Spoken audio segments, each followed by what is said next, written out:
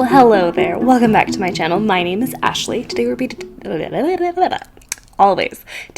discussing my November TBR. Now, my ability to get through books has dramatically decreased. And there are several reasons for that. One is because I'm working more, and my daughter is older, and I want to spend time with her instead of listening to audiobooks, and I just physically am not reading as much as I was. I still love reading, but it's not happening as much. So we're going to kind of tone this back to try and make this more realistic. This is not realistic. We're going to be deciding as we go through this what realistically I can accomplish on this. So let's start with book number 1, which is Nickleby by Charles Dickens. I can also hold up my copy right here. This thing is so big. I'm currently on page 258. It's slow go. And part of that is because I was hoping to listen to a lot of this novel, and instead of listening to it, I've spent a lot of time I discovered that commentary channels are a thing on YouTube, and I absolutely adore them. I've just been listening to a lot of podcasts, YouTube channels, instead of listening to audiobooks, and that is definitely a phase that I go in and out of, is listening to audiobooks, listening to podcasts, and right now I'm more interested in podcasts. So this book is falling on the wayside. The live show with Emma from Emmy, and Carolyn from Carolyn Marie Reads is on November 5th, and that is, what is today? The 27th? It's like a week and a half away. And I don't think we're going to finish this book in a week and a half. So we're going to have to wait to watch the live show and not participate in the live show, and that's okay. Or at least we're going to work on it being okay. I really wanted to participate, but it's not happening. Unless that's the only thing I read for the next little bit. And that's also probably not happening. So with that being said, I do want to continue to work on Nickleby in the month of November. Now, if you don't know anything about this book, that's okay. Most people don't, I feel like. This is the story about a boy. Technically he's a man because he's 18, but his father dies and they don't have any inheritance, and his uncle steps in and is like, hey, I'll help you out, except the uncle has nefarious underlying purposes, and he ruins his niece and nephew's reputations very slowly and subtly, and also there's an evil boarding school, and that's where it stands right now. It took me a while to get into this novel, but I am really interested in the plot, so I'm excited to see where it goes. It's just gonna go slow. The next book is Plum Island by DeMille. This is the first book in his series about the detective John Corey. This book has been referenced so much in his later books that I'm going back and I'm reading the first one because I started the series in the middle instead of at the beginning. Anyway, so this book actually... Well, let me give the description. So this follows John Corey, who is recovering from 3 gunshot wounds in his line of work as a homicidal detective in New York. He's currently... I don't know what island he's on, but his island is right next to Plum Island, which is a laboratory research for biochemical warfare. Anyway, 2 scientists who are good friends of his get murdered, and he's asked to figure out what happened there. This is a semi-interesting plot to me. I really came here because I like DeMille as a writer, but this book has been very slow and a bit boring. I mean, the humor is very different in this book than it is in the later books, and I like the humor in this novel better than I do in the later novels. But with that being said, I'm 100 pages in, and I'm only mildly interested in the plot. So I'm not sure, like I do want to finish this, and I did check out the audiobook, but I just, again, haven't been listening to audio as much, and so I'm not really sure.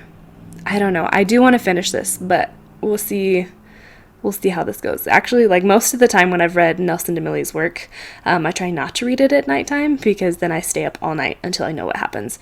And in this book, I get through like 5 pages and then I'm passed out. So it's a little frustrating. So I don't know what the change is between the first book and the 3rd and 4th books, I think, which are the 2 that I've read. But hopefully it picks up. If not, then this is going to also be a slow read. The next book I would like to get to is 100 Days of Summer by Abbie Emmons. She is a fellow YouTuber. She primarily talks about writing books, and I have loved a lot of her books on writing, and I want to check out her resume, so to speak, on how well of a writer she is. So I'm interested to to read and listen to this book. This novel follows a girl who is in a car accident and she's left blind, and she really wants to continue her career as a writer, which enters a boy in a wheelchair who volunteers to do that writing for her on the condition that no one tells her that he's in a wheelchair. He wants to be treated like a normal person, and because she can't see him, she's mean to him, she's nasty to him, and he's just like, wow, I'm not being treated like a pet project or with a bunch of sympathy. And it's a budding romance between these two, I feel like. And so I'm really not sure. I don't know. It's a very interesting plot line, which I love. And I'm interested to see where that goes. Again, I have this checked out on audio though, so I need to figure out my priorities. The next book I want to get to is And Then There Were None by Agatha Christie. I read my first Agatha Christie book last month, which you can check out over here. I did a reading blog for it, and I absolutely loved it. So I want to continue reading Agatha Christie. Cozy murder mysteries, those are my jam right now. So this story follows a series of not castaways, but there are several people stranded on a deserted island, and they are slowly being killed one by one until they can figure out who the killer is. So think Survivor with Escape the Night, kind of combined into one. So I don't know, this sounds really interesting. I'm excited to see what she does. I know that Agatha Christie, she's the queen of mystery, and I think she deserves that title. Again, I've only read one book, so we're going to find that out. But I know that she has sold more books than any book except the Bible. So I think there's probably something to her writing abilities. The last book on this list is The Mysterious Benedict Society by Trenton Lee Stewart.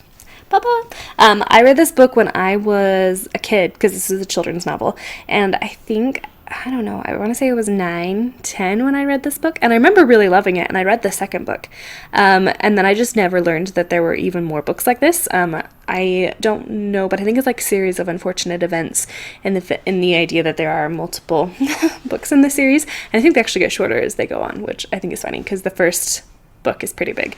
I am very fuzzy on the details of this novel, except for the villain. I do remember who the villain is. So I'm interested to revisit this as an adult to see if I still like it as much as I do. I know this has been recently turned into a TV show, and my book club. This is the book for the book club for the month of November.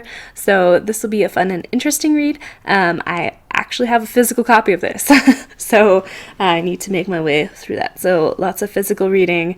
This is a short list, with the option to toss all of these out and listen to none of them. I don't know, I'm feeling a little burnt out with reading. So I think the best thing to do about that is to only read when I feel like reading, when I want to read, and then to just not when I'm not. And eventually it will come back to it, because I do love reading, but I don't have to love reading every moment of every hour of every day. So probably, I don't know, if the only thing I read, like if I only pick one book to read, it's probably going to be The Mysterious Benedict Society for the book club, because everything else can wait, and that's okay, or at least I'm trying to be okay with that. Anyway, so that is my TBR for the month of November, which can basically sum up in I need to read one book and everything else is a bonus. That's all I have for you, so I'll talk with you all in the comments down below and in another video. Bye!